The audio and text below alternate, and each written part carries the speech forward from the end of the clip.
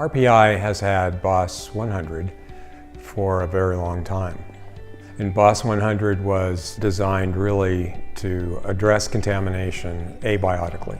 At the time that BOS 100 was first conceived, biodegradation, bioremediation was kind of in its infancy.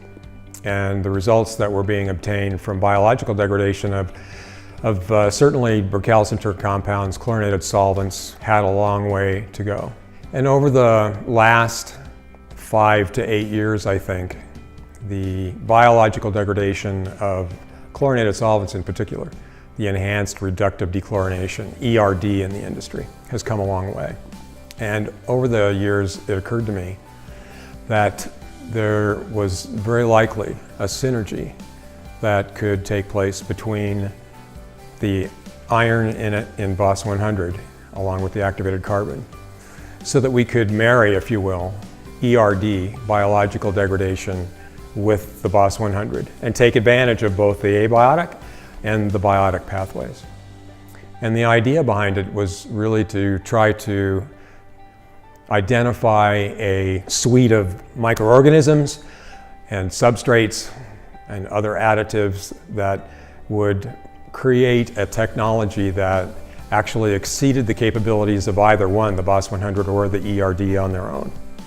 That concept was really the concept that we pursued in the laboratory as we were doing R&D work related to that.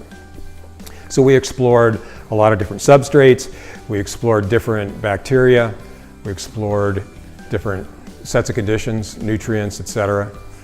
And then we just started looking at what kind of effects we saw with a variety of contaminants.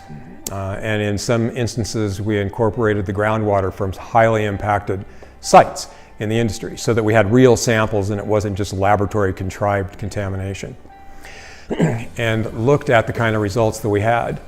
And one of the really cool things that happened and came out of all that research was we started realizing that the iron inside BOS 100, when we married all these technologies together in just the right way, is that we could actually preserve the iron.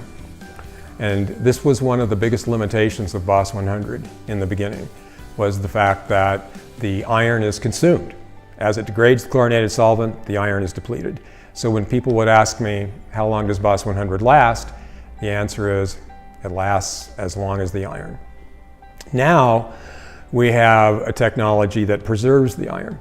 As a consequence of that, the metal is not being consumed, or the consumption is at a much lower rate, which means that we've now extended the application of the iron within the BOS 100. That's the idea behind CAT100, and so far the results that we've been getting off sites where we've tested the CAT100, the results have very closely matched the bench data that we've generated. The results are very, very good. They're in some cases astonishing.